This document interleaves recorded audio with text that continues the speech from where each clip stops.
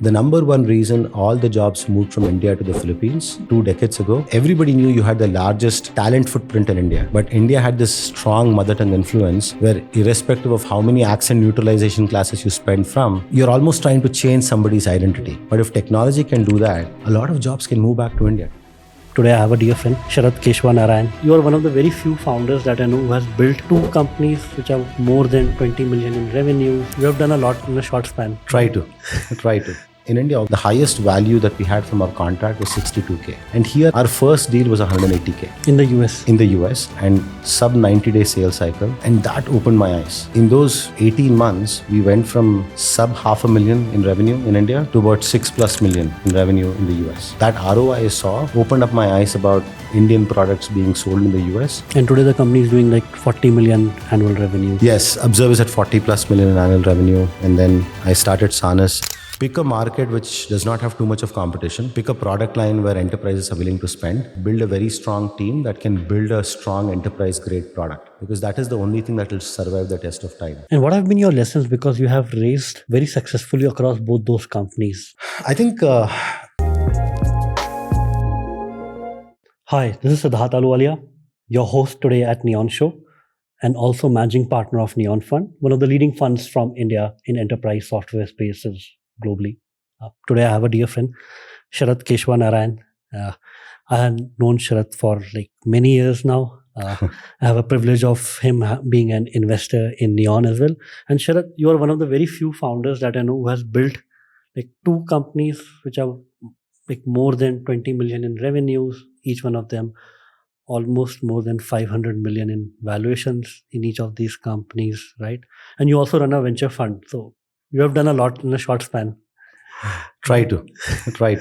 So welcome to the Neon Show. So excited to have you for this conversation today. No, man, thank you. I've always, again, seen a lot of your shows. I think this show has hosted some incredible founders, incredible executives, and also folks from the government, right? It's always been a great platform when I look at it, for founders to kind of voice their story, because many a times when you look at a successful founder, it's not wrong to almost assume that, okay, they've had it all. But I think very few shows capture the core journey, right? And not everybody's journey is pretty, right? It now looks and feels good that you've built 2 successful companies and you also run a fund. But I think very few people know the actual journey. So I'm glad to have had the opportunity. You are pretty young. You're what, 40, 41? I'm 41 now. Yes. But yeah, so I think I would always say timing matters the most in anyone's journey. You go through your struggles. It's sometimes very hard. And sometimes you also constantly question as to why you're doing this. But many a times, if you are persistent and if you are having a lot of fun doing what you're doing, the journey is worth the effort, right? It's never a straight path. It's never linear. But I think when I now reflect back on, it's almost been a 12-year journey being an entrepreneur. Had a very, very, very bad first stint, and then got the opportunity to regroup myself. And then I think, apart from all the hard work, I think timing has played a big role. I think right from when I started Observe to the time I started SaaS to the time I started the fund, though you can never plan for timing, I would just say I've been very fortunate that it worked out the right way. And then been very grateful to have had a extremely strong set of people who kind of joined the journey, those early people.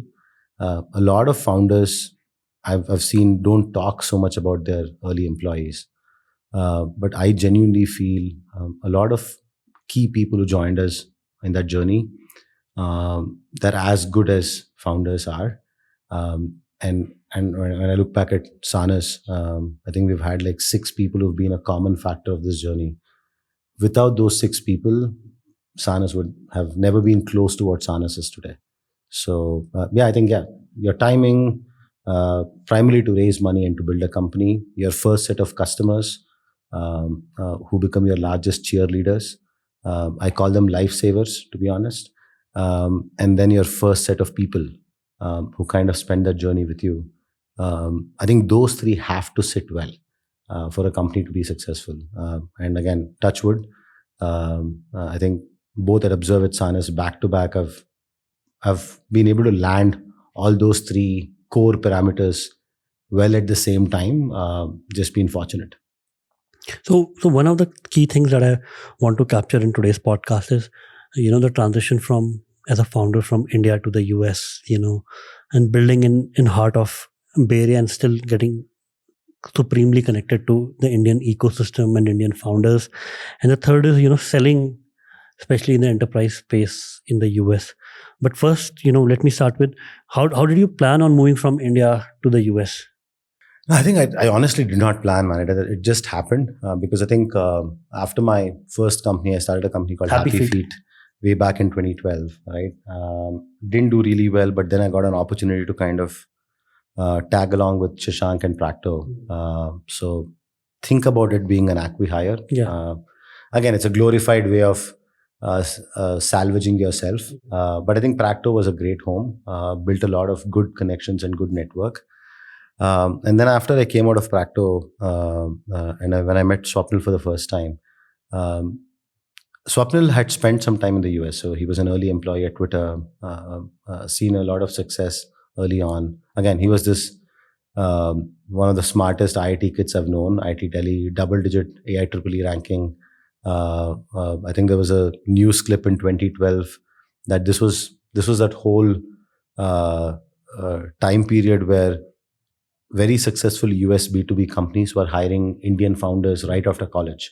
Swapnil was one of them. I think there was this news clipping that this 20-year-old kid gets a 1 crore offer from IIT Delhi, right? So Swapnil was one of them, right? So he had spent some time in the US and he had come back to India just to figure out what to do next. And this is which year? This was in 2016. And what you were doing then? You were at Practo. So I had just come out of Practo.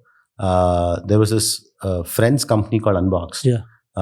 They had mostly built the product in India and then they wanted to move to the US. And that's when we both got together and I told him that why don't I take the attempt of taking it to the US, because at Akamai, most of my customers were in retail. Okay. And Unbox had built a on-site search product where the potential target market would have been large US retailers. And Pawan and Prashant, they were figuring out a path to go there. So I joined them on that journey very early on. The same time you met Swapnil from Observe? No, this was before Swapnil, Okay. right? So, and then before I met Swapnil, I think the reason why timing is very important is I had seen that experience of taking an Indian product which was built very, very well, taking them to the US market. And when you take a product which is so well rounded, because see, in US market, a lot of enterprises are used to seeing startup products where even something as fundamental as reporting is not built, right? But when you think about Indian products, Indian founders pay a lot of attention to get that feature set right? When we started taking Unbox product, and we did not start with small customers. I went to Home Shopping 18, right? Some of the largest customers you can think of, right? Like we had Express as our customer. We had one of the largest furnishing companies in the US as our customers, right? And you were sitting in India with Unbox? I was sitting in India. I would travel almost every month. Yeah. But there I started seeing that in India, obviously the top three, I would not name them, the top three e-commerce retailers at that time were all our customers. The highest value that we had from our contract was 62K. And here I went to, so in retail, there is this internet retailer top 500 list. We initially targeted companies between 250 and above because we thought it'll be easier to sell to. Our first deal was 180K and sub 90-day sales cycle. In the US? In the US. And they're like, we have not seen a site search product which is so complete, right? And that opened my eyes. And between, I would say, Feb of 2016, when I joined Pawan and Prashant, till about August of 2017, when I met Swapnil, in those 18 months, we went from sub $500,000 in revenue in India to about 6+ million in revenue in the US, right? A 12x growth in less than 18 months. And me and there was this person called Monal Patel. We were the only two people in the US. And you were also traveling to the US. You were Yeah, and not I was full- traveling. I like literally traveling on a B1, right? Every quarter, go there, spend 30, 45 days. Moonal was based there in Chicago. And just the two of us. And that ROI I saw opened up my eyes about Indian products being sold in the US. And also, every sales cycle is more or less the same. You sell a mid-market product, unless it's your an SMB where you can sell a product in a week. Generally, any product above 50K in ACV takes about 3 months at a minimum. Sometimes it can take up to 6 months. If that's the case, the amount of friction you get with a US-based customer is a lot lower than an Indian-based customer. Indian customers are value-based customers, right? So you have great customers in India also. But the same amount of effort, you can probably do 3 times more or 4 times more in the US. So that opened up my eyes. So when I met Swapnil for the first time, Observe, the name came in because he was thinking of building an observability tool. Okay. Right? And he and Akash had gotten together, I would say in March of 2017 to build this product. And then I met them in July. And then we started thinking about, hey, why don't we build a product? And you had quit your job at Unbox? Or No, not? I was still there. I was still at Unbox. I was just bouncing off ideas with them. And we stumbled upon building something for actually sales team, right? Because I had seen Gong and there was this another company. Again, you never remember your number 2, right? So Gong was a product that we were using. And my thought process was, hey, there's so much of data being mined. Why don't we use that data today to mine insights? And then we were looking at Gong as a potential competitor to anchor on. And then I was thinking, hey, with sales teams, yes, you can provide them insights, but usually after the first 90 days, right, the kind of people you hire in sales team are a lot more, I would say, evolved users. I think over 90 days or 180 days, they might not use your product as much. But then I looked into another market, which is contact centers, where I spent some time before Unbox in the Philippines. After Practo took us over, I actually launched Practo in the Philippines. I had seen this one place which had over 1 million people working for this one industry called contact center. And I'm like, hey, that industry has so much of attrition that people leave their job in 6 months. Maybe a product like this where you draw insights and give them some value from that data might be very helpful for that industry. And again, it's a non-sexy industry. Not many people are going after that industry. If we are the first mover, it might be a game changer, right? So that's when Observe formed. But when we were forming Observe, both Swapnil and I were very clear that, hey, we will build this for the North American market, right? We'll always have a team in India. We'll build a very sophisticated product out of India, but our GTM will be North America, right? Eventually, we'll also sell to India, right? So for Observe today, I think both Zomato and Swiggy are customers, right? We're very proud of them, right? But they could only become customers because we had proven our value in the US, right? And that became that thought process for. And when did you join full time in Observe? So I started working with Swapnil from August. That's when we actually around my birthday is when we incorporated the company. I joined them full time in Jan of next year. And the move to the US became almost necessary because we applied to YC. In Jan 2018? No, I think we applied to YC in November. It was funny. After we came together, we both went and spent some time in the Philippines. And Swapnil literally parked himself for about 90 days there. And I had a bunch of people whom I knew in the Philippines. So our goal was, hey, if you are building a product for the agents, let's kind of map what they actually do. How does their screen look like? What do they do day to day? So yeah, I think that. So I think when we met in August, one of the things I told Swapnil was, let's consider, instead of going head on with a Gong and build another sales related product, right? Sales intelligence product. Let's think about a market which is more greenfield, very little competition, but actually has huge potential, right? Think about the number of salespeople on this planet, right? SDR functions. People would use Gong. Potentially about 1 million to 2 million people. But contact center has over 20 million people, right? There's an industry which is 10x, which is completely underserved in 2017, right? Now it's the most crowded market today because everybody wants to build for CX. Right? At that point in time, there were not many. Right? So that's when I told Swapnil that, hey, if you're building the product, I think you should go and spend time with agents on the floor. Yeah. Right. So I had that network. So me and Swapnil went together, but Swapnil decided to stay back. I was still working for Unboxed. And then I went back in late October. Me and Swapnil spent about 10 days together. While we were coming back, we were like, okay, now it looks like this is a idea that we want to invest into. Where do we raise money from? So that's when Swapnil was talking about his IIT Delhi alum network and Ankur wanting to invest capital. And this is after YC or pre-YC? This is pre-YC. And like, okay, let's talk to Ankur and get the first check. But then I also told him that, hey, I've heard about this incubator called Y Combinator. He said, yeah, we had applied it with our mobile testing idea. Yeah. We didn't get it through. I don't think we should apply. And I just let it go. And then we spoke to Ankur, and Ankur decided to invest the first check. I don't think it was a 300K check. At what? 3 million valuation? At 3 million valuation. But I think, see, man, at that point in time... At that time, you need the first believer in it. Again, at that time, we had already... I think Swapnil and Akash, it was their third pivot. Yeah. Right? I had just come in. Right? And we were going after call center market that nobody had built any product for. Right? So it was a complete founder bet that Ankur took. And Ankur said, hey, one of you is good in product, one of you is good in engineering, and one of you is good in go-to-market. It's a perfect, well-rounded team.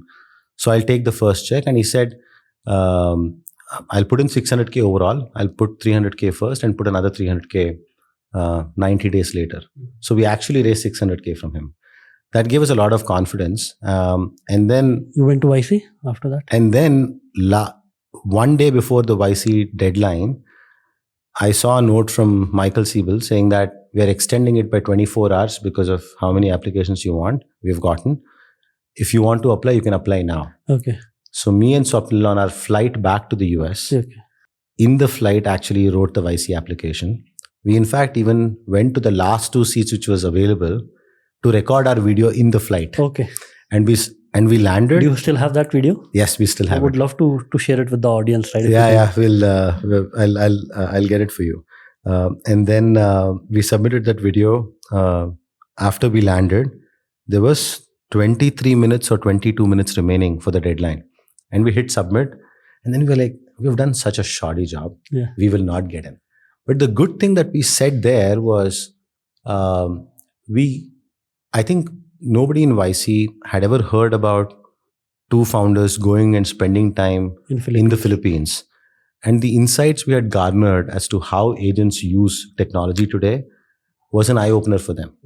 And within the first 1 week, they asked us for a Skype call.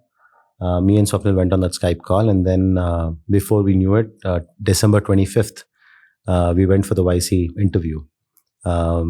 8 to 10 minute interview. By the time you were full time or still not full time yet? I had resigned, and I think me, Swapnil and Akash went. We met. I think Swapnil and I ended up doing most of the talking. It was a very unique experience, man. Again, like having Sam, Michael Siebel in the same room, asking you, firing questions. At that point of time, I remember Sam Altman was heading YC. Michael Siebel was there, and we had like 5 people, and I don't even know what questions we answered, but they were very curious about why we chose contact center as a domain, and then they actually acknowledged that we've seen people build products out of here or from India. But if your customer is actually in the Philippines and if that's the person using the product, very few people dare to actually go there. So they were very impressed by that. And then, I think... and that was an in-person interview? It was an in-person interview, right? And then at 7 p.m. that day, we were waiting. People said after 5 o'clock, you'll start getting calls. At 7, we had not gotten a call. Like, yeah, man, screw it. We didn't get in.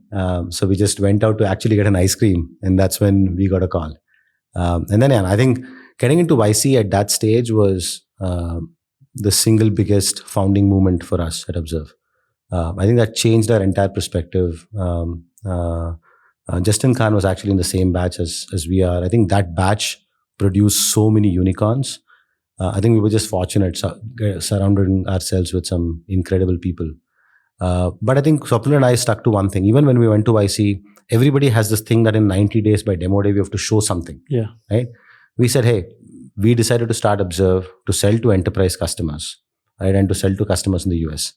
let's not just get bogged down because everybody else are showing 10% week over week growth. We cannot, right? Let's focus on getting one early adopter who will sign a 100K deal, right?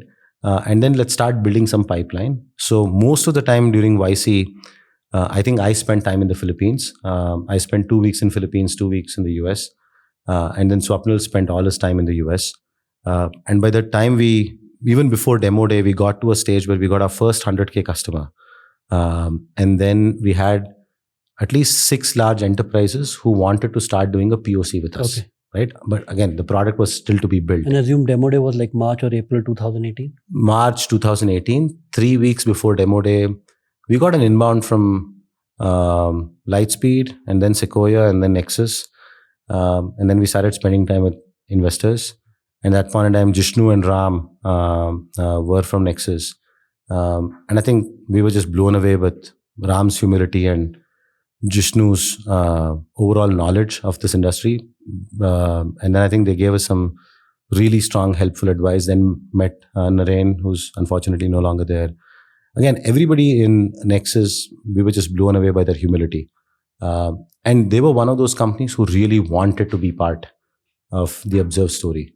And then, before demo day, we actually raised, at that time, outside Justin Khan's big round, because it was a serial entrepreneur, right? We raised the largest seed round out of IC. An 8 million seed round was the largest seed round. It was all Nexus in that 8? Nexus did the majority. Okay. And then there were other investors who also came in. Ankur doubled down. YC did their pro rata, right? I think... and suddenly, I assume the round was at 25 posts, so the company's valuation went from 3 million to 25 million in less than like 90 days. Again, it was a huge validation that if you can take bold bets of building something for an enterprise, building something which is very valuable, I think the whole community will come and support you. I think that was a huge validation for us. And after this round, I think it validated our enterprise focus even more. And I told Swapnil, it might take us a year to build a true enterprise ready product.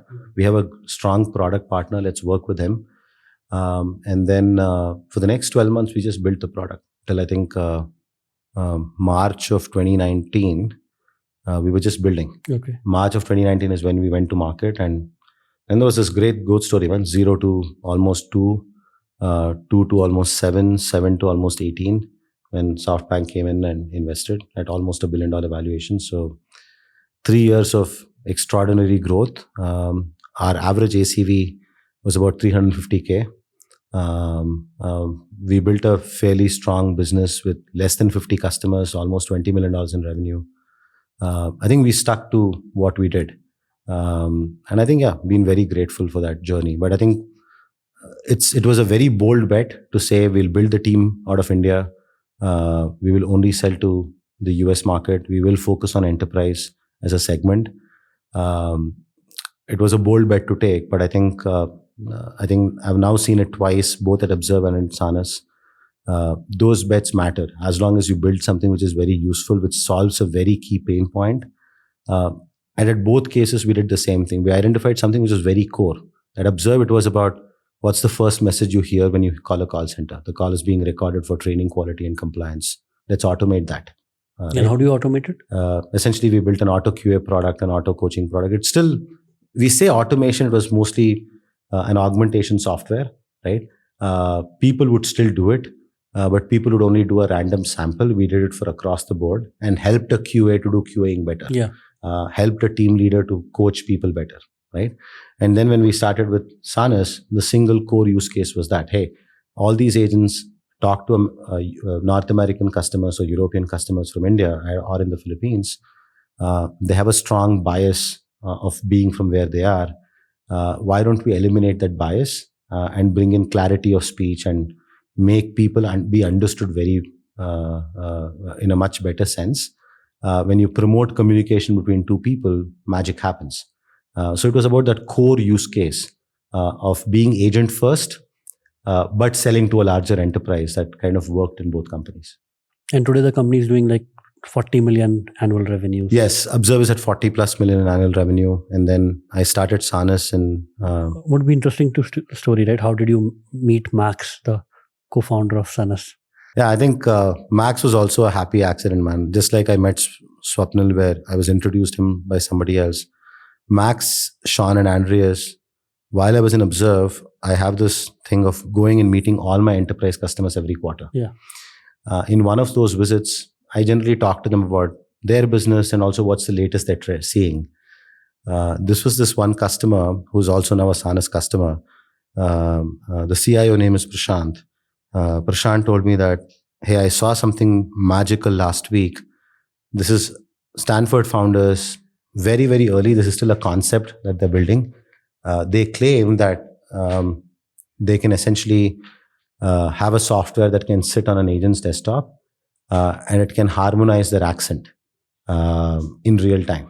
But again, this is probably still 1 or 2 years away. And this is which year? This was 2021. But just that concept sounds very interesting, and the founders were incredible.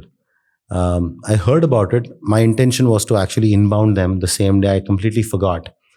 And then 2 weeks later, I was in the Stanford speech lab when I heard one of the professors there talk about a similar concept. Then I'm like, is this SaaS are you referring to? He said, yes, they're from Stanford.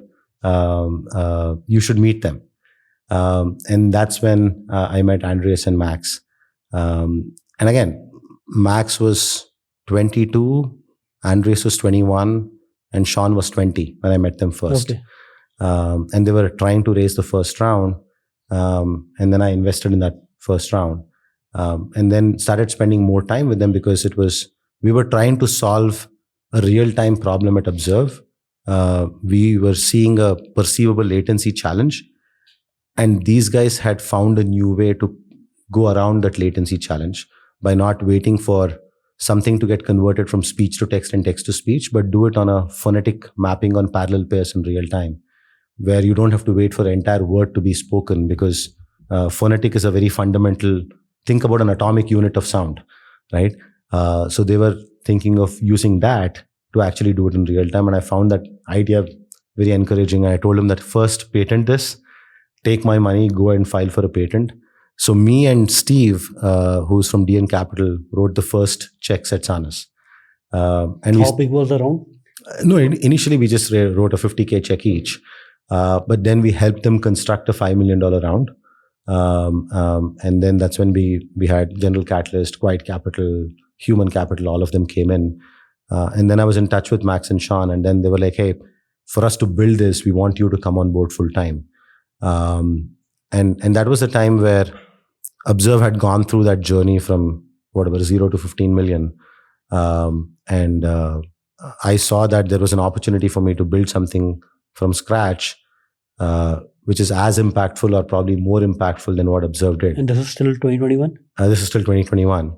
And that's when Swapnil and I spoke about this. It was, again, a hedge, a bet that I took. Yeah. I think everybody would say, when you've built something till now, why don't you see it to a logical finish?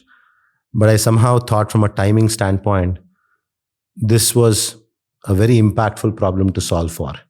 And I decided to take a plunge of going back to ground zero, knowing that Observe was still an engineering problem by and large, right? Yes, there was machine learning components that had to be solved. This was cutting edge machine learning and speech. And I could spend the next 2 years not solving the problem at all, right? So that was the risk. There was here something that was already built. I could just be in the journey and build a large company, or going back to crude basics, where I knew for the next 12 to 24 months, I have no guarantee that we can actually solve the problem. Prototype concept works. Yeah. But I took that bet. Because I took that bet, I could suddenly see everybody in the market that, hey, if you're taking the bet, we want to come in with a right big check because you're solving an interesting problem. And then within 60 days of me coming on board full time, we actually had Insight, right? One of the largest rounds for a company which is pre-product, pre-revenue. And how big was the check from Insight? Insight wrote a $20 million check, and we raised GC was done before you jumped in fully. Correct, yeah.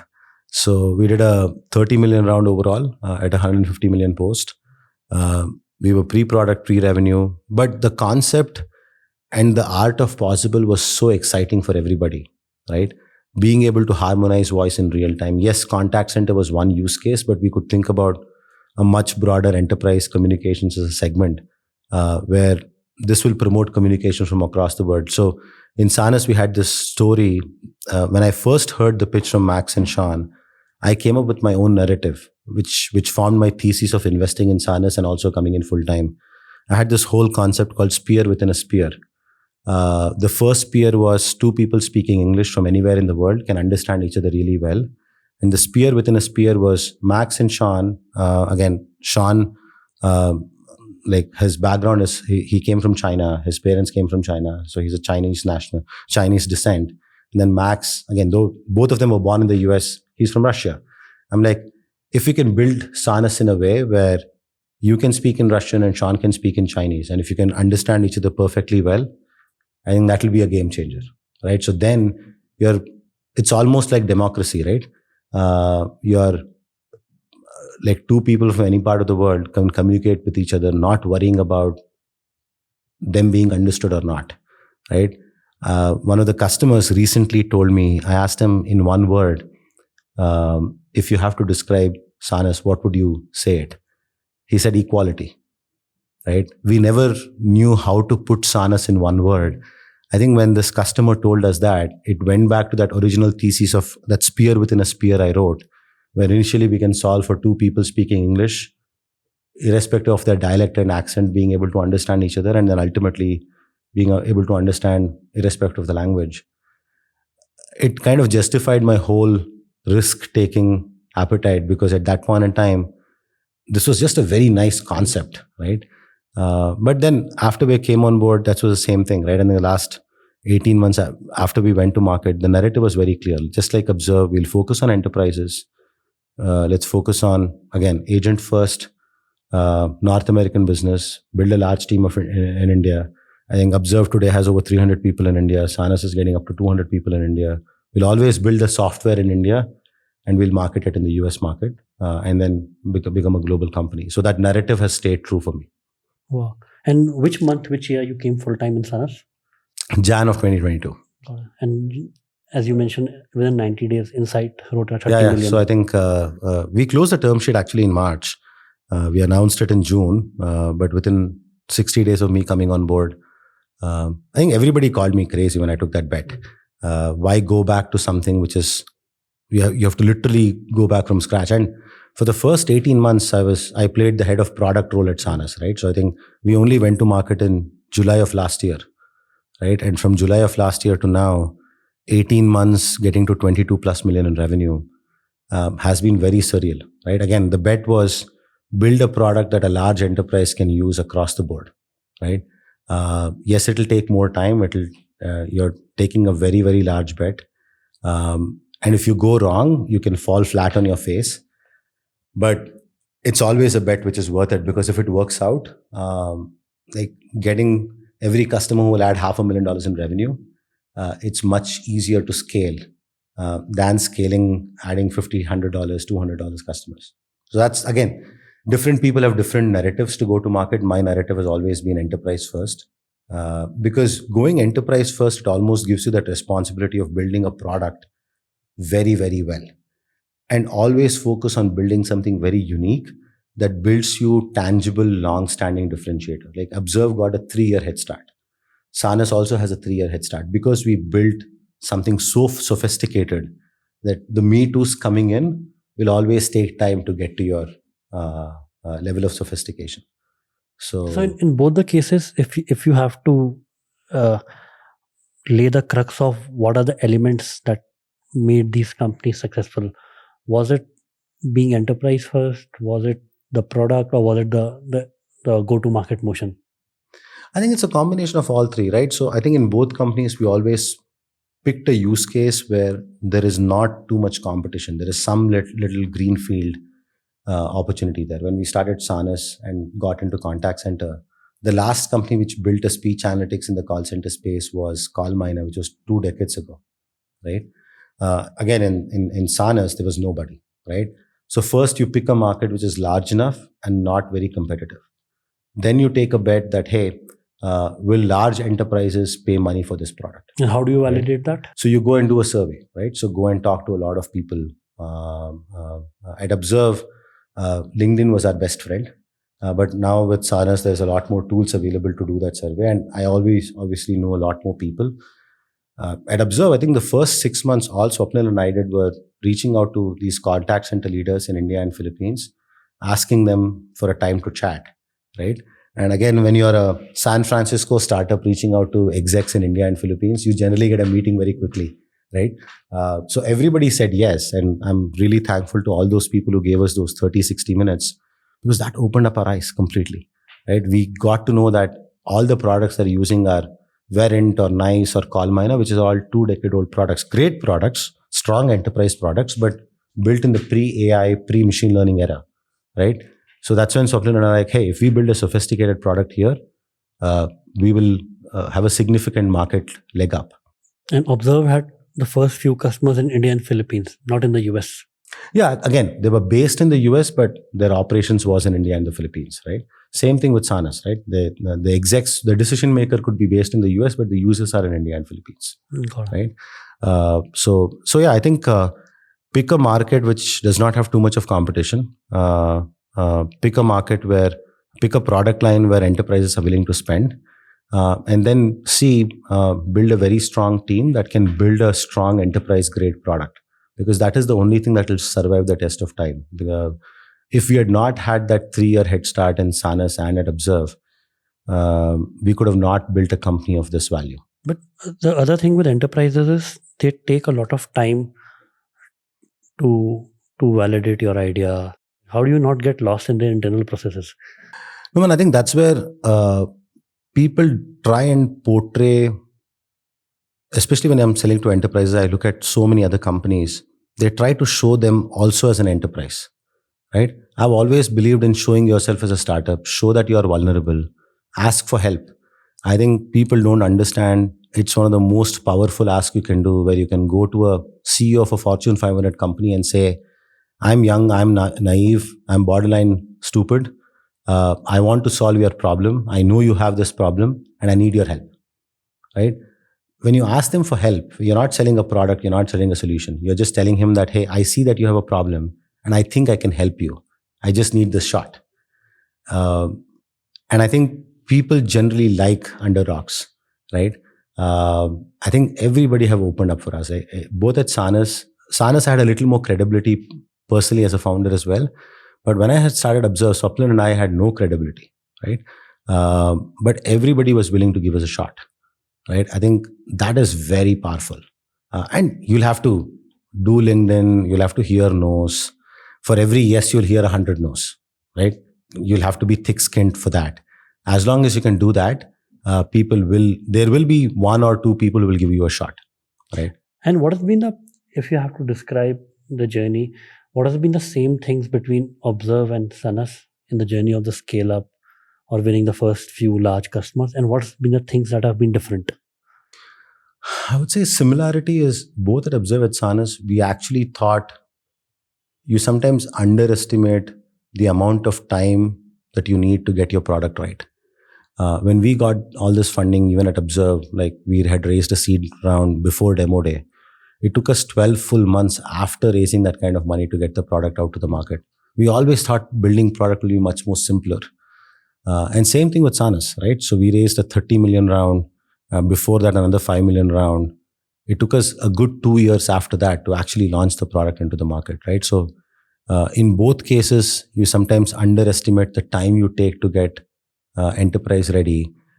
And that's where I see a lot of people lose patience, right? So as long as you have that conviction that you're solving a problem for an enterprise and you have a large enough market, you have to stick your guns to it, right? So that is something that was similar from a challenge standpoint. The second thing that has been similar is in both companies, it's been founder-led salesman, right? I don't think we had a actual go-to-market rep for the first 5 million at either companies, right? As founders, we went and rolled up our sleeves and sold the first $5 million. And now, when I look back, any other approach would have not worked, right? I'm getting the meeting because I'm a founder. If I had gone there and said I was the head of sales or CRO or VP sales, you would have never gotten that meeting, because people always want to back a founder and nobody else. That was very similar. The third thing is, I think in both companies, picking that market, which not everybody is going after. Contact center is a space. I think by the time we started Observe, Sanas, contact center was a lot more matured market. When we started Observe, it was like complete virgin territory, right? A lot of greenfield opportunities, right? So that market became very similar. And I think building this strong team in India, man, I think people underestimate how strong machine learning talent you actually get in India. Obviously, they're being more and more expensive by the month and by the year. But still, I think the quality of talent in India and the speed at which we can build enterprise grade features has been massive. So I think these four, I would say, are fairly common themes that has kind of worked out. And then in both companies, we went to enterprise first. I always had this fascination of having a 250K customer as your first true customer. That worked out in both cases. So yeah, I think. And what's been the difference in the journeys? Difference has been pure momentum. I think because in Observe, we still had legacy players who were there, and you built a AI first product. You still had to go and compete against them. So the momentum, yes, we went from 0 to 2 and 2 to 6, 7 million in the first 24 months. In Sanas, we went from 0 to 23 million in 18 months. I think that's been a strong difference, because here we are not competing with anybody. It's completely greenfield. So it took more time to build a Sanas product than an Observe product. I think that momentum, that market momentum has been pretty different between Observe and Sanas. And then Observe was very strong founder-led outbound sales motion. Sanas has been very strong inbound and channel-led sales solution, apart from the founder being involved in selling. That's been a little bit of a difference. The third thing has been, after building Observe, I always thought building Sanas will be a lot more easier. Like, it always finds a way to surprise you. Building true blue enterprise products is a lot harder than than what most people think. And even though you've been successful, when you go out as a founder of a new company, the journey is pretty similar, right? I had never expected that I'll do cold outreach and explaining to people whom I was after Observe. But Sanas had to go through the same journey again. So people can give you meetings based on your credibility as a second-time founder, Yeah. but they'll not buy your product because of your credibility. Yeah. So it went through the same 30, 60, 90-day sales cycles, even to get a pilot for free, right? We had to still prove that value for an enterprise customer. Those things never changed. But I think I had expected building the product would be much simpler. Attracting talent would be much simpler when you're doing it for the second time. It was not that easy. It was equally hard. But I think what trumped everything was the overall go-to-market momentum that Sanas picked up made the journey a lot more easier. So your conclusion can be that if you start in a greenfield space, your chances of building a much larger company are much higher. Yeah, that is my philosophy so far. And I think I've seen it with two companies. Though Observe was not truly greenfield, but the opportunity scope was greenfield, right? Because the last company that was any meaningful in this space was 2 decades ago, right? And with Sanas, even today, we don't have competition as of now. And specifically speaking for Sanas, right, it's a pure greenfield, although they're still competitors, so you have to show how your product is better than the one they are using. In Sanas, they are not using any product. Then the other problem is, how do you carve out budgets for this, something which budgets never existed? Again, it started with your early adopters, right?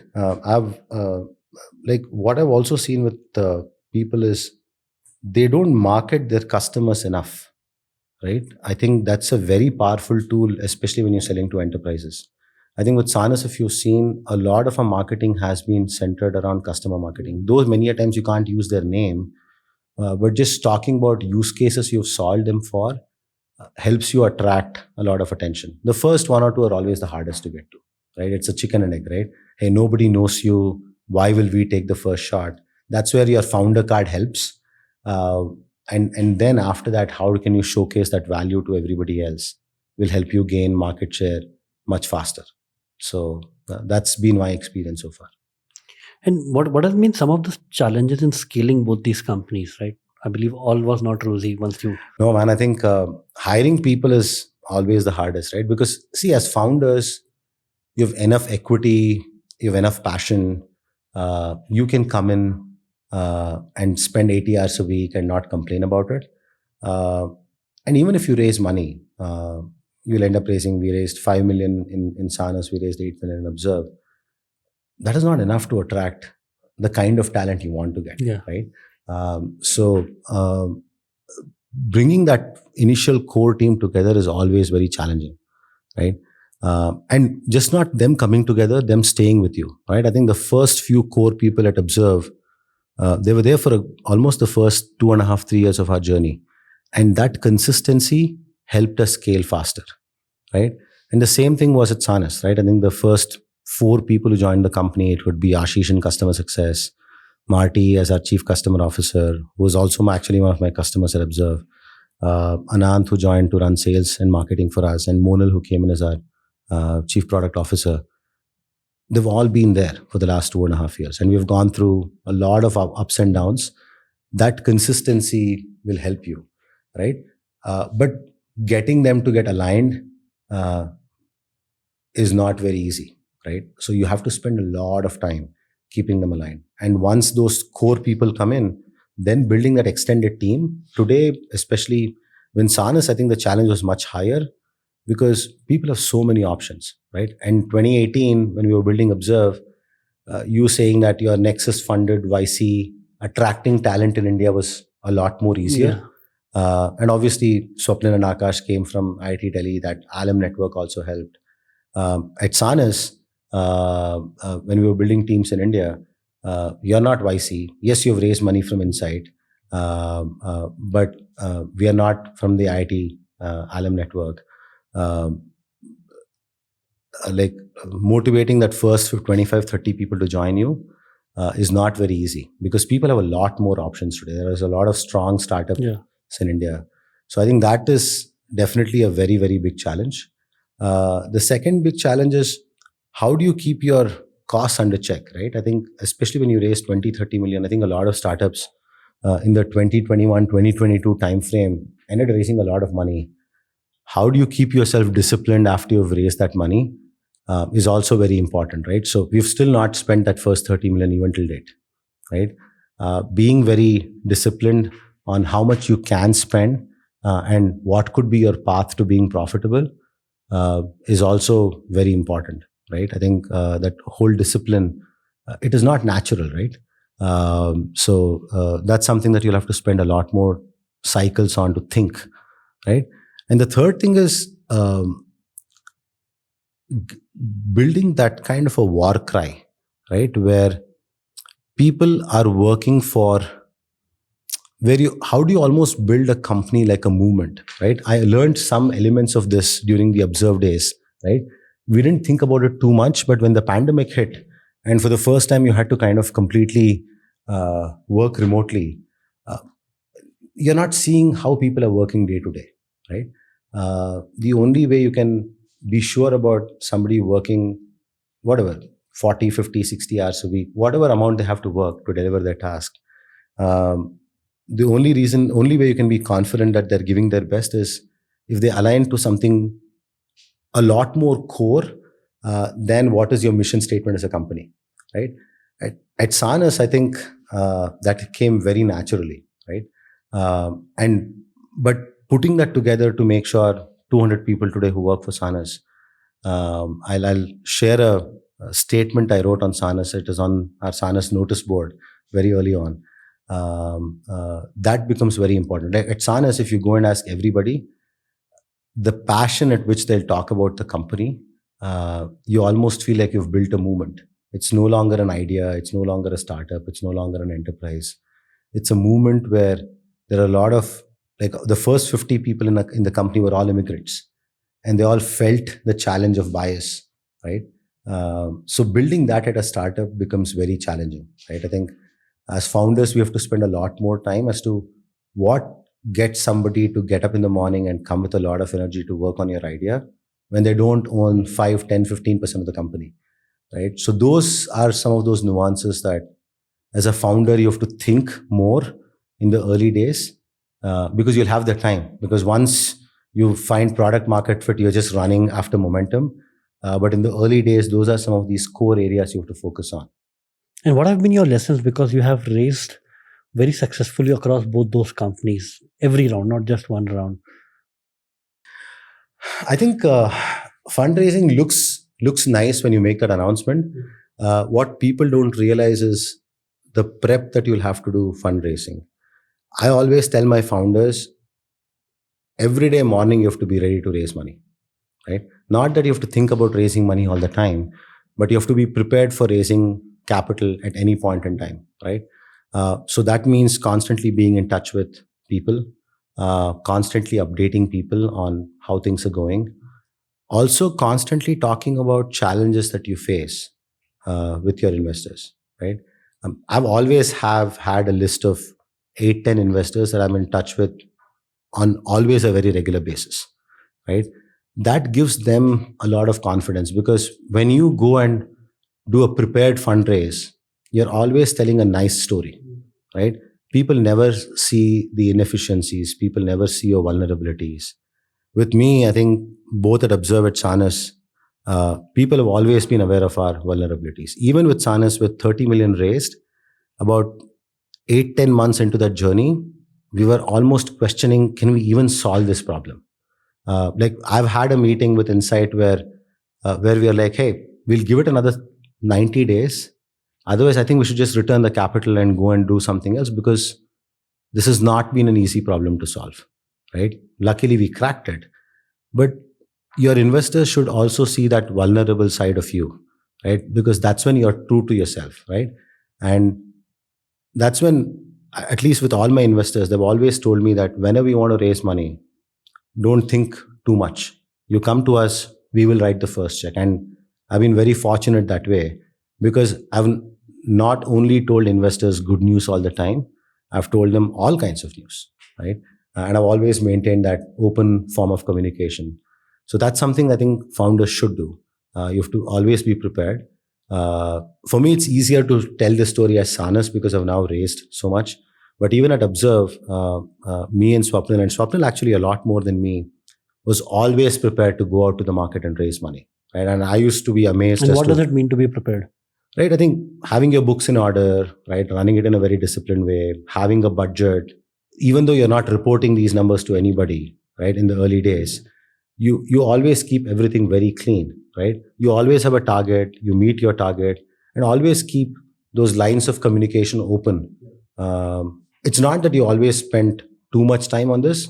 Dedicate X number of hours a week or a month, and you don't have to do much. We would dedicate about 6 to 8 hours a month to talk to investors.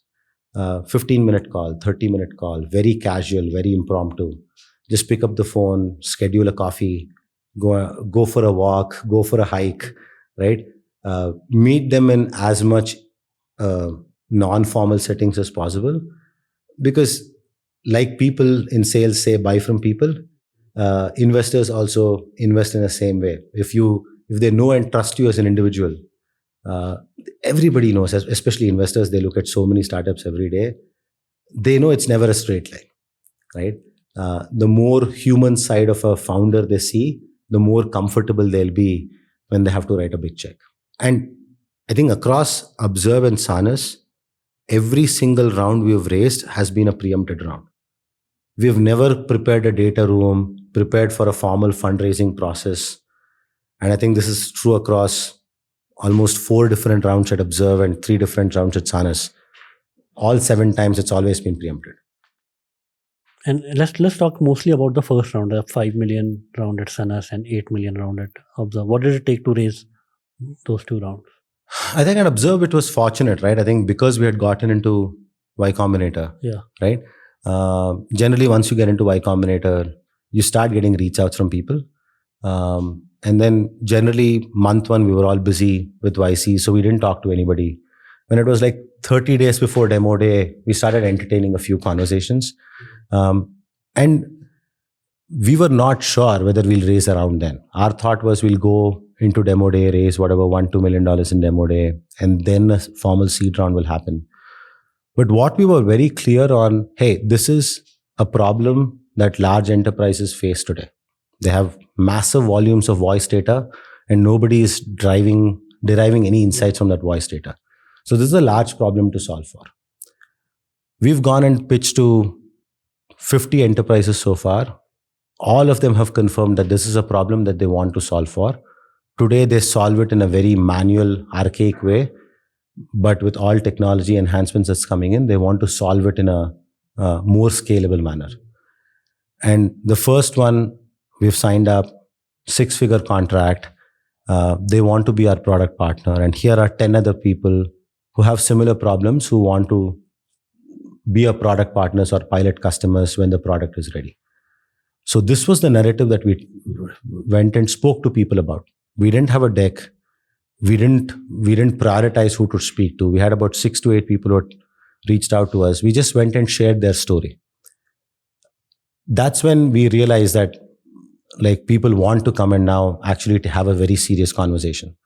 And that's when we started preparing. And even when we prepared our first deck, it was all the basics that what Sequoia talks about, right? Hey, have a very clear problem statement as to what you are wanting to solve. And I was telling this to Swapnil also, and it's less about product market fit. Let's think about whether this is a market product fit.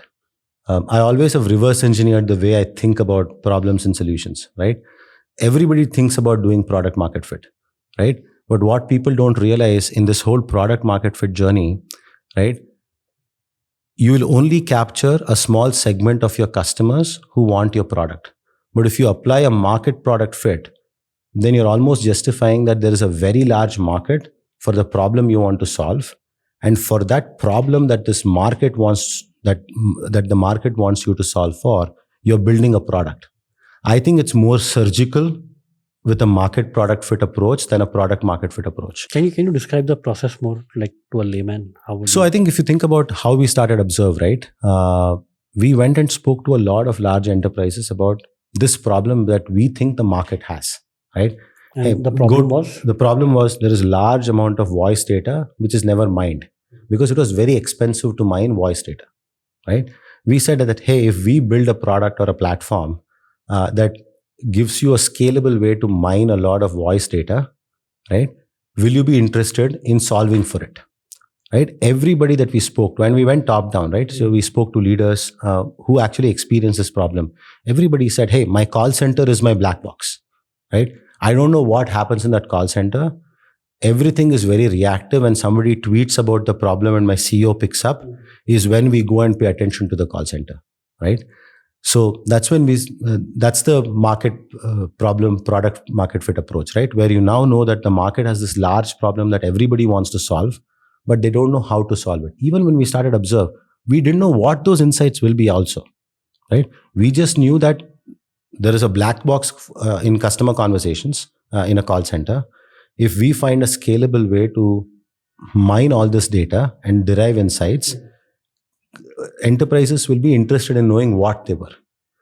And then when the what came, that's when the product came in, right? First, we identified the market problem that everybody wants to know what's going on in their call center. Now we know, okay, what insights will be helpful?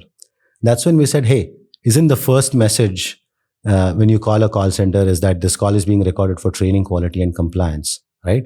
Why don't we build a workflow which can scale away in which quality monitoring happens? It can scale away compliance monitoring can happen. It can scale away that coaching can happen. Then I think we have a strong product, right? First we established market, then we established product, then we fit the two together, right? And how did you do this in Sanas? In Sanas, exactly the same thing. When I first spoke to Max and Sean, their thing was, we've built an algorithm where it can do speech-to-speech synthesis in real time in a sub 200 millisecond latency. They had not heard about the word called call centers. They didn't even know what call centers were. They just said that, hey, today people are trying to solve for real-time speech in a speech to text, text to speech format. We've built an algorithm that can do speech to speech in real time. And the way we can do this is by phonetic mapping of parallel pairs. Once they identified that this is a problem we can solve for, I said, hey, who in the market will want to use this speech to speech in real time? And then we said, hey, enterprise communications, everybody's talking over Zoom, right? There are people from India, people from Japan, people from Korea, people from the US who all talk with each other. If we can do speech to speech in real time and derive some insights, it might be helpful for that large audience. Then we said, hey, to solve a problem for that large audience, you have too many dialects, too many types of speakers. Is there an isolated use case? And me coming from that call center, I'm always partial for this. I'm like, hey, why don't we solve this for call centers? Right? And it was a very crude analysis. In call centers, you have 20 million agents who are overseas who talk to people in US and Europe, right? Mostly US actually. If we can find a way to do the speech to speech synthesis just to harmonize accent, because everybody in India or Philippines have a strong mother tongue influence, right? I came from the southern part of India. Before I moved to the US, anybody who speaks to me would tell that I'm from the south part of India because I have very heavy mother tongue influence on this, right? By talking to more and more people, I've been able to soften that, right? But what if technology can help me do that? Because it took me 10 years to soften my accent, right? But if technology can do this in real time, this can be a great problem to solve for. So, and then we went to all these call centers and enterprises. This time, finding them was easier because I came from that industry. Hey, if I can solve this for you, will you like it? Everybody said yes. This will be a game changer. And everybody were talking about, that's when I met Andy from Alorica. And Andy said, hey, the number one reason all the jobs moved from India to the Philippines 2 decades ago, everybody knew you had the largest talent footprint in India. But India had this strong mother tongue influence where irrespective of how many accent neutralization classes you spend from, you're almost trying to change somebody's identity. But if technology can do that, a lot of jobs can move back to India. Today, Philippines has reached its saturation point. There's not many more English speakers available in the country who can support this industry. And this industry is still growing double digits even today, right? So he said, I will move all the jobs back to India, right? So that's when I knew the market had a strong need for this. Then we figured out how this real-time speech-to-speech product can be used to actually change accents in real time, right? So our need even for Sanas was to first establish a market problem, then find a product that fitted that market problem, and then build it, right? So it's been a very unique approach. But in both approaches, the reason why it worked is because we could find a large enough market where there was a problem that was unsolved, right? Call it stroke of luck. But I'm pretty sure, I think you guys have invested in this logistics company, right? Transportation company. Even when Flexport became a multi-billion-dollar company, again, shipping is a large industry. All they tried doing was digitize shipping, right? Today you can digitize transportation, you can digitize so many construction technology, right, that you guys have invested in, right? So there are so many large markets where technology can play that enabler role. Many a times founders are egoistic building a product and then they go around the market to see where this product fits, versus think like a business owner, right? You think about a large industry that needs technology enablement, build a product for that industry, because then that whole industry supports you. Yeah, and this is the same reason why as an investor we like at Neon backing founders who are building for large enterprises, because large enterprises humbles you to the core. Oh yeah. I think the level of sophistication that you need, it's hard for us to think, because a lot of founders you also see, right, are also much younger. They've not worked in large enterprises. They don't have 20 years of work experience. And even my co-founders, for Swapnil, at least he had worked for Twitter before he started Observe. But Max, Sean didn't even graduate, right? Max just barely graduated and got into Sanas full time, right? They never have the experience of what an enterprise truly wants, right? That's where I think as founders, you have to be very humble and very receptive. That's where building the other way of market product fit, you are more humble because now you know that you have such a big market and you have to build a sophisticated product to cater to that market. But if you go with a product market fit approach, You build a product and now you're too emotionally attached to that product, right? If as we were building Sanas for contact center, we knew this market was large enough to solve for other use cases. If we had failed in the call center market, we would have gone and built Sanas for some other industry. It could be education, it could be telemedicine, it could be telehealth, right? Or it could be for Zoom or Teams, right? We could have always gone and pivoted our product because we were emotionally vested on solving a problem for the market and less about, hey, this is a product I've built, I have to make this successful. One thing, I would like to ask from you is, now you have been an investor in Neon Fund for over a year, right? What's your view on Neon? And I think there were two specific things that attracted me to Neon. One was obviously your focus on mostly immigrant and Indian founders, right? I also run a small fund, not as successful as Neon, but still very small. That focus was that, right? So give more opportunities to people who deserve that opportunities. But what you guys have done with Neon is one step beyond, right? You also have a strong distribution channel with this podcast, right? Every founder who gets invested with Neon also gets a reach of million plus people who will probably listen to the show, tune into the show, and that's that distribution advantage that most founders need. Because today, the pace at which technology is going, it's very hard to have 12, 24, 36 month lead up in the market.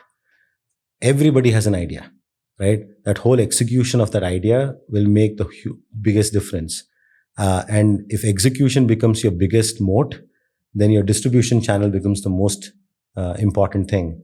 Which is why I invested in Neon, because you guys have a distribution channel like nobody else has. And that becomes very important for founders. Because with ChatGTP, every idea can get disrupted in 90 days, right? How can you very quickly identify a market need, build a product for that market need, and use your distribution channel to get out to that market as quickly as you can, will give you your right to win. One area that you have built your expertise in, the bridge, like building the bridge between Bay Area and Bangalore, right? What do you think are similarities and differences that make both these ecosystems exciting, and which one do you think is a better one? I would not pick one versus the other. I think naturally, almost every startup that is built out of India will want to address a global market. And I think the reason why people move a lot to the US is probably US gives you the best representative sample of how a global market would look like, right? Which is why moving to US becomes easier, and also building a startup, running a startup in the US, access to capital, all becomes so much more easier. So they've built an ecosystem, which even India is getting there, right? Where if you have an idea, and if you have the tenacity as a founder, the whole ecosystem around you will try and support you to become successful, right? I think that's why people move to the US, right? Similarities between founders I see between the two geographies are generally, I think in both markets you find founders who are extremely humble. I've seen founders who are extremely tenacious, and founders who are generally much, much younger, right? I think in both markets I've seen majority of the founders who are sub 30 when they've started their first company. I think these are very similar between both the economies. I would say Indian founders are a lot more obsessed about the sophistication of the product. While I've seen founders in the US have the fail fast approach. They're like, hey, build a feature, see if this feature works, then build the next feature, and then finally build the product. I think Indian founders coming from strong engineering backgrounds, they have a very high bar of how the product should look like before they actually ship the product out. I think the shipping quality is very different between India and the US, but the pace at which they build is much, much faster in the US than what I would see in India. And US entrepreneurs are much better exposed on going to market. I think that is one thing that I see lacking the most in Indian founders. We are very strong engineers. We can be very strong product people. We are not naturally very good in storytelling. We don't like to toot our own horn. We don't naturally go on LinkedIn and talk about us, about our company, about our product. We are not naturally good at like going to enterprises and be a little more shameless, right? I think that comes very natural for a founder who spent a lot more time in the US, right? So And why is that? Like many people. I think naturally that whole ecosystem is about how do you market yourself, right? So I think in India, I think you are always in your comfort zone, in your cocoon, where you can still build a strong product and somebody else will go and take it to market. I think in the US, it's a lot more ruthless that way, right? I think, and also naturally, as you're growing up in the US, you're more exposed to social media. You're more exposed, like almost every kid I meet there, I almost feel that he's the best sales guy you can ever see, right? Then, so I think the schooling system, all of that promotes you standing up in front of an audience and talking about who you are. It's more natural there. I think India as an economy is also moving in that direction. Our schooling system have gone through a change. But like, I was a terrible public speaker, right? Till I started my first company, right? I started reaching out to people sheer desperation. Otherwise, if you had left it to me, I would have never reached out to people But let's randomly. say our common friends like founders at Unbox, they call you the best sales leader they have met in their career. No, man, I think sales happened naturally for me. Like, again, I'm also this typical engineer who accidentally landed up in a sales role. But this was with a company called Akamai, where the whole concept of selling was very different.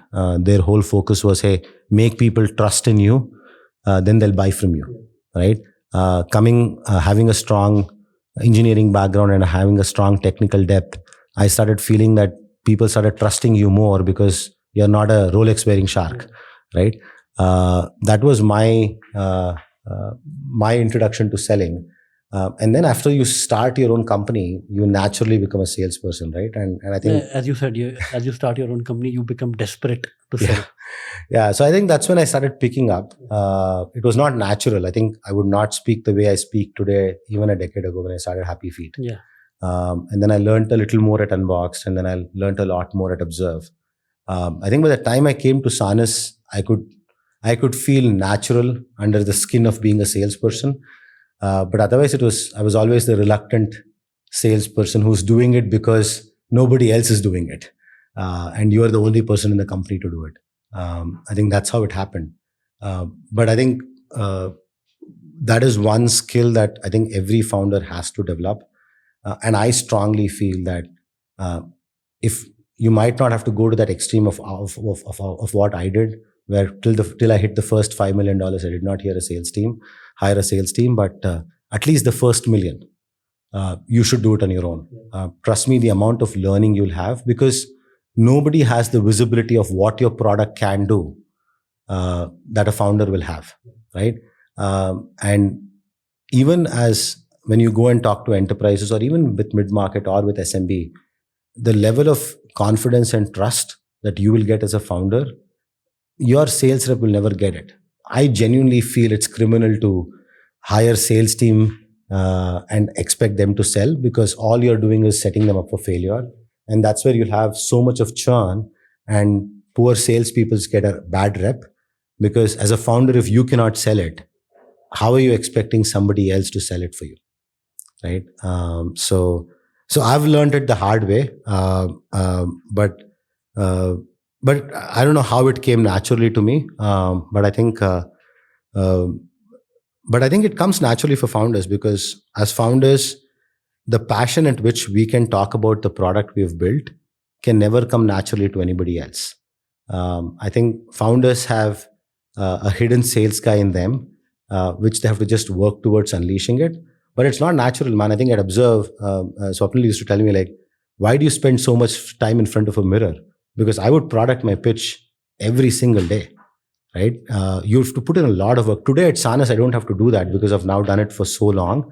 But I think at Unboxed, at Observe, the amount of time I've spent on my own just practicing how you pitch, because see, I'm not from the US. I cannot talk weather. I cannot talk sports. I cannot play golf. I'm like least qualified to be an enterprise sales rep, but I have to do it because there is nobody else in the company who can do it.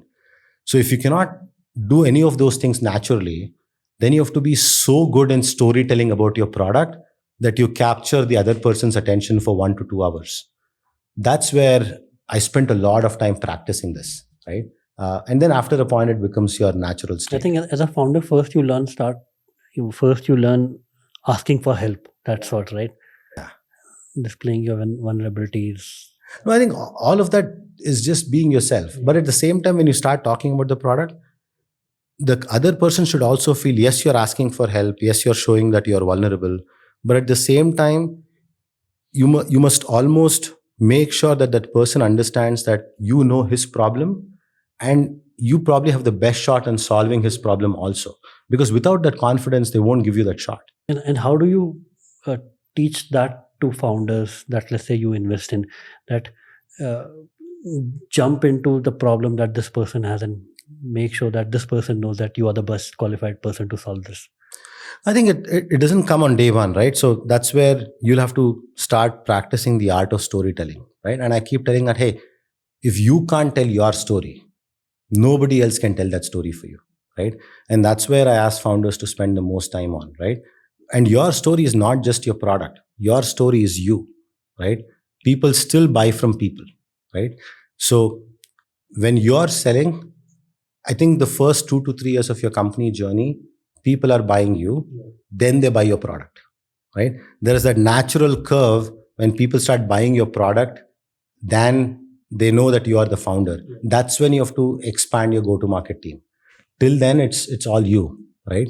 So you'll have to have a very coherent story of trying to relate what you're building to the problem that he or she has as an enterprise audience, that they almost feel that you are building the product just for them. You have to make them feel special, right?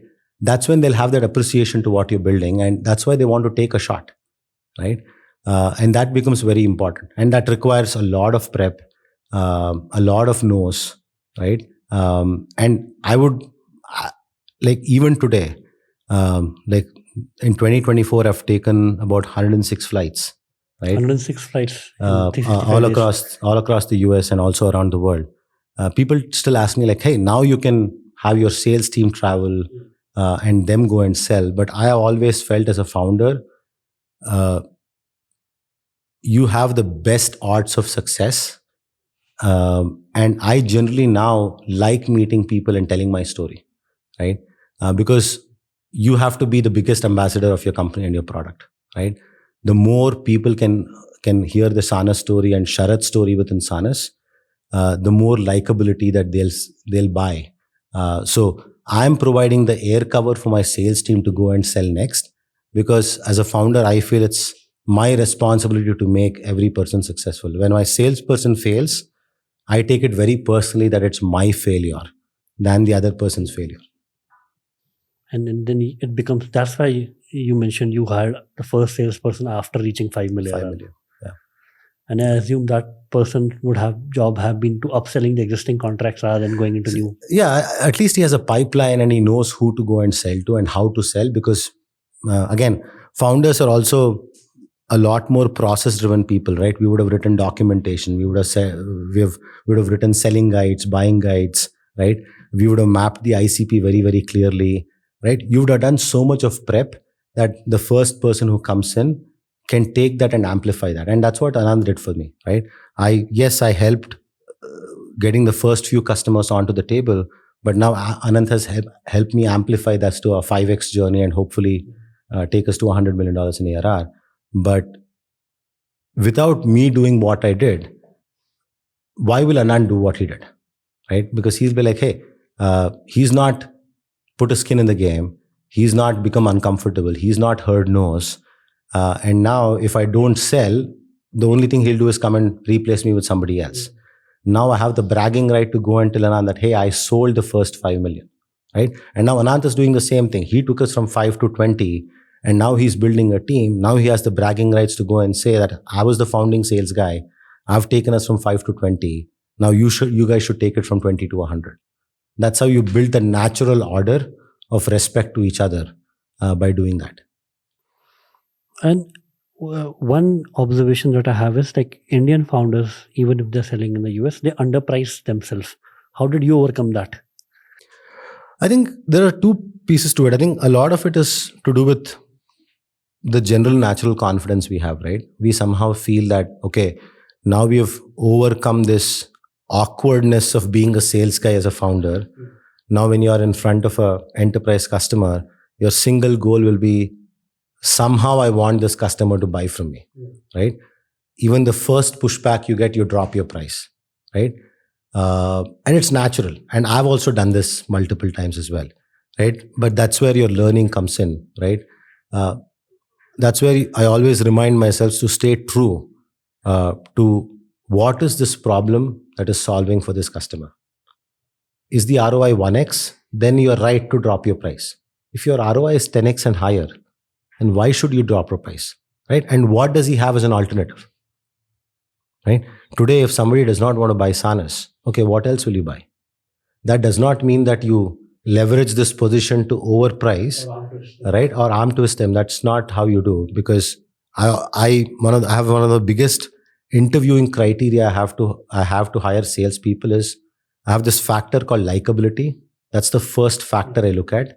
If the person is not likable, I won't hire them. They could be the best salespeople in the world, right? So that's where I think coming back to this thing, you have to price it right. As long as you have a 10x ROI, then you have all the rights to hold your ground. The customer on the other side, it could be the enterprise buyer or it could be somebody from procurement. It's their job to ask for the best price because that's the role they're playing for their enterprise, right? But as long as you have the right justifications on your ROI, you state your price, people respect you. There have been enough customers at Observe at SaaS who've said no to me. I've lost in an RFP because I stuck to my price. Forget it was high or low. That there was somebody cheaper than me. They went with them and they've come back to us 3 months, 6 months later, right?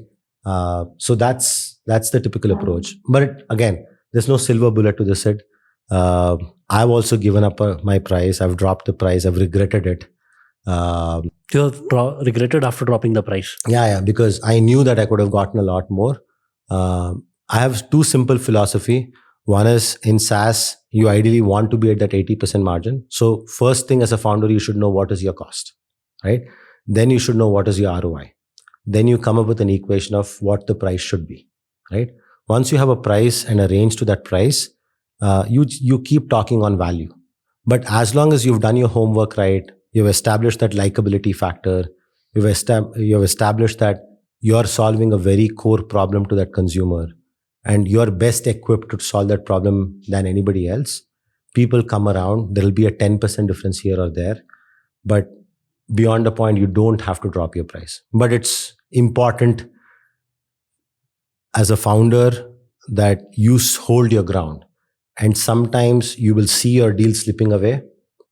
But as long as you're justified in your position, customers always come back. So, Sharath, in my interactions with you, right, and now I've met you so many times in your home, in your office in Palo Alto. The biggest thing that stands out for you is you are extremely genuine. You never try to portray yourself somebody who you are not, right? It comes from a position of strength, confidence, right? But being very comfortable in your own skin and knowing what your strengths are, what your weaknesses are, right? These things I've highly appreciated about you, right? And more important than saying that, saying that Sharath is the best salesperson I know, I said to others, like, Sharath is one of the most likable founders I know, as you said. Oh, thank you, man. No, that factor is coming with a lot of learnings. At the end of the day, I want to keep going back to my customers and make them my friends. Yeah. Right? I think most of my early customers in Observe, most of my early customers became my early customers in SaaS, and most of the early customers in SaaS became the early investors of my fund. Okay. Right? Most of them have been lifelong friends. Yeah. And I'm committed to this journey of being an entrepreneur and to support entrepreneurs. So when my lifelong mission is this, why do you want to alienate anybody? Because if I just sell for short-term gratification and that person then regrets the association that he has with me, that's my biggest loss, right? I never want to be in that position, right? Every person I've hired, every person I've fired, every customer I've onboarded, I try my best to be friends with them and see them to be. Yes, I would like everybody to like me, but beyond a point, I don't want anybody to call me an asshole behind my back, right? I would rather have them call me an asshole in front of me, because I genuinely don't try to do something bad to anybody. Even people whom I've let go, I've tried my best to get them another opportunity, because just because you are not good at Observe or at Sanas does not mean that you're not good. Yeah. Right. So that's the genuine attempt I try making with everybody I meet. Because, man, this is a wonderful journey. The more friends you have in this journey, the more fun it is. Yeah. And I want to do that. Yeah. No, thank you so much, Sharath. Through this conversation, I really got to know you more. Thank you, man. So thank you for that, and thank you for being a great friend, investor, and partner to Neon.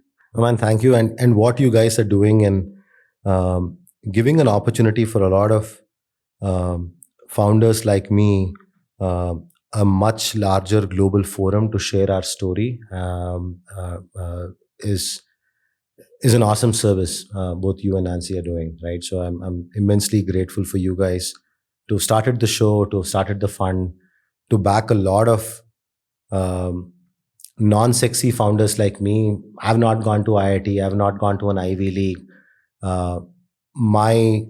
Wherever I am today has been sheer grit and sheer hard work. And I think there are millions of people like me. I think the Neon Fund and the Neon Show has given a lot of opportunities to people like me to dream and to be hopeful.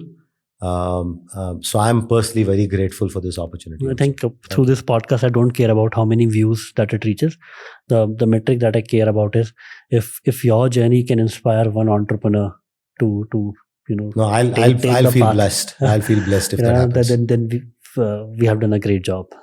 No, thank you so much, and thanks for the opportunity. Thanks, Sharath.